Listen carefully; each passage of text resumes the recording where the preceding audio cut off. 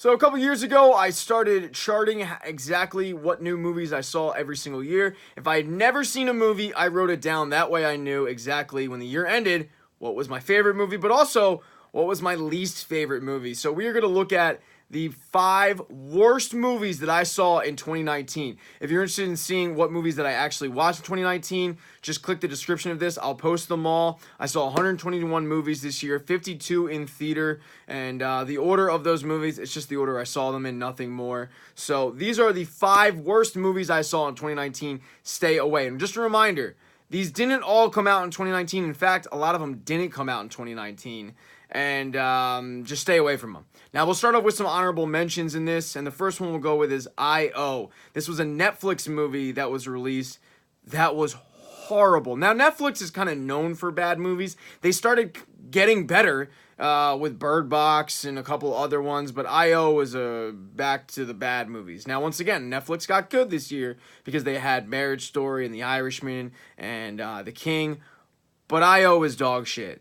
And I saw it early this year. I don't really remember what it was about. I just remember being bored out of my mind. It was something like a dystopian universe, and this girl trying to get off this planet to get to another planet because this planet was dying off, but it was boring, drawn out, horrible. I think Anthony Mackie was in it, and it was just bad. It was, yeah, stay away. Okay, second movie from my honorable mention list was Cold Pursuit. Cold Pursuit, I believe, was originally supposed to be called Mr. Plow. Now, if you've ever seen the movie Daddy's Home, in the movie Daddy's Home, they go to a movie, or it might be Daddy's Home too, one of the two, but they go to a movie, a fake movie, starring Liam Neeson, about a tow truck, or a snowplow driver who's on a vengeance for, on like a killing spree, to find vengeance for his family. And the movie was called Mr. Plow. I think this movie was originally called Mr. Plow. But anyway, they switched it to Cold Pursuit, and it was so bad. So bad. Liam Neeson was in that action role, but it just didn't fit. This movie didn't know if it wanted to be a comedy or a serious movie, and it tried to be both, but it failed at everything. The acting was horrible. It basically crammed every C-list actor you've ever seen into one piece of shit movie that was so bad, you should never see it. It was painful to watch.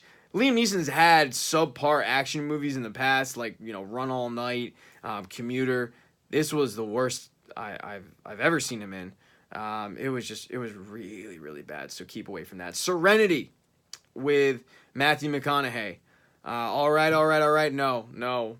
Now, what kept this movie not on my top 5 was because I was interested in it. I was interested till the end. The end of this movie is like pain. It's painful. It's you go, I shave my chest for this, really. But the movie itself, it's okay. It's keeping you there, but the payoff just pisses you off to the point where you go, I'm out, and it makes you wonder why he ever or whoever pushed him to do this movie. It's very bad. I think it's on Amazon Prime now, but do not watch it. The second one is a movie from 2017 called Geostorm. I think it's well documented at this point. Gerard Butler is not picking movies as bad as Nick Cage, but he's picking very bad movies. You look at his list on IMDb, it's a lot of dog shit. And I knew Geostorm going in was not going to be good. I mean, come on.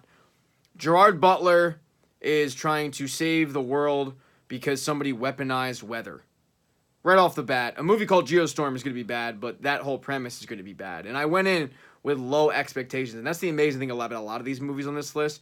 You go in with low expectations, and when they even exceed those low expectations, so a lot of times that's why they end up in the list.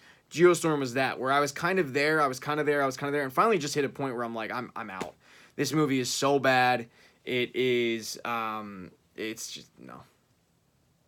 Just no. Second movie I'll talk about is not second movie, this is like the 5th movie, I'm sorry. Look, it's late. 5th movie, 6th movie, whatever movie it is, Welcome to Marwan.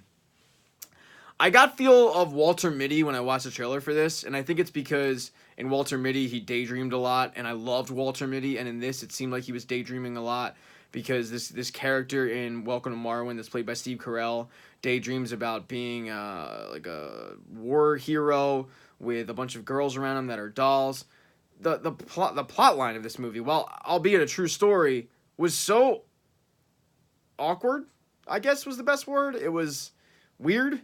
I'm not going to criticize this dude's lifestyle, but it was just, I just questioned why anyone made a movie about it. It sucked. It was horrible, and no one should ever watch it because it was just bad. I get that maybe the message was accepting people for who they are, but it was not very good. And Steve Carell was, no, he's a very good actor. But okay, next movie, 2018. Once again, I knew this movie was going to be bad going in, and I held off watching it. And it even exceeded those expectations of just being dog shit. It went further. Rampage was horrible. You make a movie based on a video game that had no plot line. And shockingly, Rampage really didn't have a plot line. Now, The Rock has perfected these really shitty action movies that are made for 12-year-olds that make a lot of money and are basically nothing but a CGI green screen and a roided up The Rock. And I love The Rock. And I love the game Rampage. But this movie was horrible. I can't believe they made it. You make a movie based on a video game that has, I don't get it. Hollywood, come on, like, be better. Be better than, like, what Hollywood exec sat at his desk getting paid millions, more than everyone that watched this movie combined, or this video combined, and said, you know what we're going to do?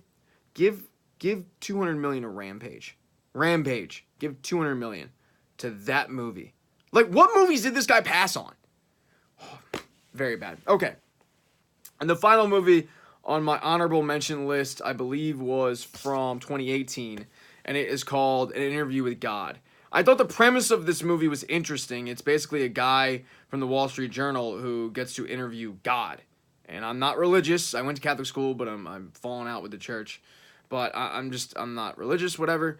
This movie was not very good. It was just way too much. It was made by one of those companies, a very holy roller-ish company that pushes that holy agenda to you and love God and virginity and all that. It's fine if that's your preference. It's fine, but it's just not mine. And I thought that this movie was gonna have a payoff, and it never ever came at all. And I just thought the premise was cool. You know, you're interviewing God, and you're finding out stories of him, and you're a journalist, and you get this exclusive interview, and an email comes in, and you're trying to figure out if it's actually God or not. Just skip it. I think it's on Netflix. Just hard skip.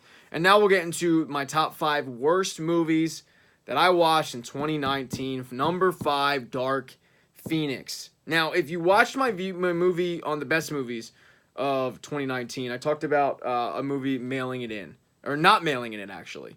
And they had a chance to, but they didn't. Dark Phoenix mailed it in. Your final movie at Fox with the X-Men franchise is that.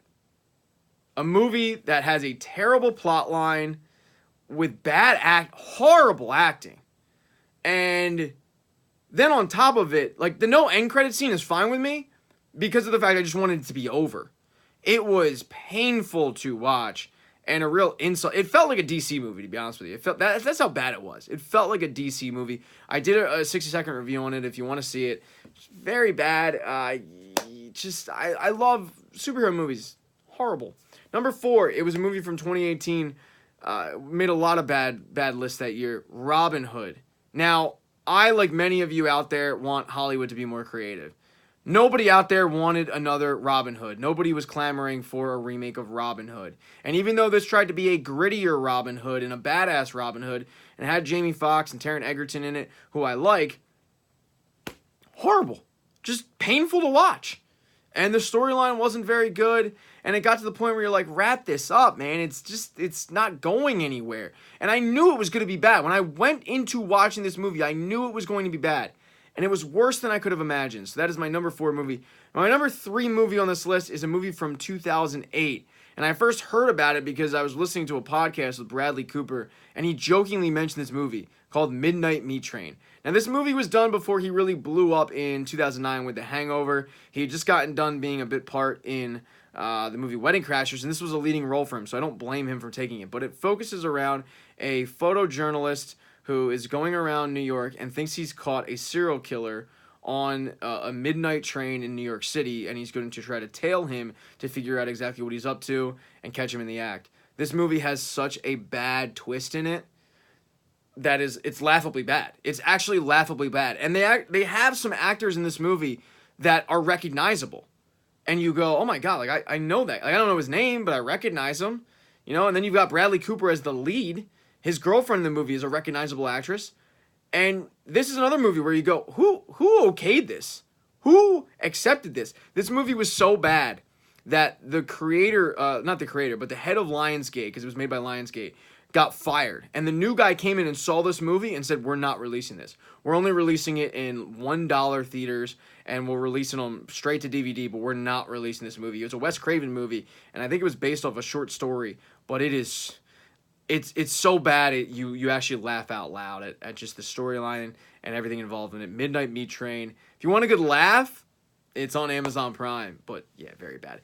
Second worst movie of the year, and this is what I talk about when I say, like, and I mentioned this at the beginning of my best movies, but I started charting my movies because the Oscars would come out, and I'd go, that movie was terrible. It just got nominated because it was artistic.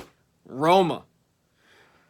I think that woman's still mopping the floor. I think a lot of people out there, a lot of us, at least, all right, watched that movie and went, that was horrible. It's black and white, all right? That's why it's black and white. It's in Spanish. It's about a serious topic. There. That's why it was nominated. Those are things the Academy loves. The Academy loves subtitles, black and white, and pointless artistic shots. You got all of it in Roma, all right? I think what annoyed me most about Roma was the fact that, and it's about a woman who finds out she's pregnant. She's, you know, like a maid. She finds out she's pregnant, and the guy just runs into town. She finds out she's pregnant 15 minutes before a movie ends. Her and her boyfriend sitting in a movie. It's about 20 minutes, 15 minutes before the movie ends. She turns to him and says, I'm pregnant. First of all, why are you turning to him 20 minutes before a movie ends and telling him? That's the worst time to tell a person who just paid for your ticket, I assume, to tell that guy, hey, by the way, I know the climax of the movie's coming up. I'm pregnant. That couldn't have waited. That just amazes me. And second of all, you're talking in a movie theater. That's a pet peeve of mine. And then, this guy's not to blame on this. He gets up. He said, okay, cool. I'm going to be a dad. I'm going to get up and go to the bathroom. Do you want ice cream? Now she says no, but he jets. He knew the whole time he was leaving. Why in the world did you ask her if she wanted ice cream? What if she said yes? You knew full well you were never going to get her ice cream. Now you're just being a dick. On top of leaving your pregnant girlfriend, you're asking her if she wants ice cream, knowing full well you're not going to get ice cream. Horrible movie. Painful to watch. It was only 2 hours. It felt like 5. It was so bad. So painful. I get it. It's artistic. And, you know, all those avant-garde people, you're going to love it. That's great, okay? I'm into plot lines and just movies that have substance. This wasn't it. This just was hollow, all right? This movie was made to win awards, and it bored me to tears. We'll move on. Number 1, worst movie of the year, American Satan. This movie came out in 2017. It is on Showtime right now. So bad. I'm pissed at the person who told me to watch this movie. I will never listen to that person again on movie. She's watching this. I apologize. I love you. I really do. But it stars a emo hardcore singer, and it's about this band who basically sells their soul to the devil to become famous. Like, we haven't seen that plotline before, but it's so painfully acted. It's got one of the guys from Game of Thrones, Samuel Tarly's in it, and he's not very good in it. Actually, no one's very good in it. It's got a bunch of D-list actors. Horrible. Skip it, please. American Satan. It's by far the worst movie I've seen this year.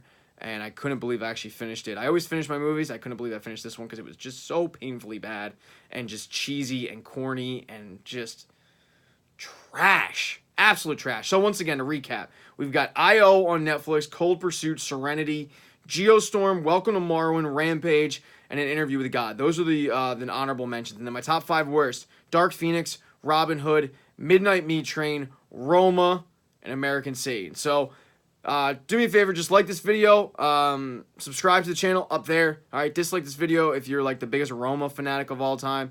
You guys can comment and argue about the worst movie you've seen in the comment section. I don't read the comments because usually people are just mean in them. They're like, "Oh, you don't get Roma, you ignoramus." That's fine. I don't care. I don't read comments. And then definitely check out my my best movies of 20. That's up there. My best movies of 2019. Definitely check that out. But thanks for watching.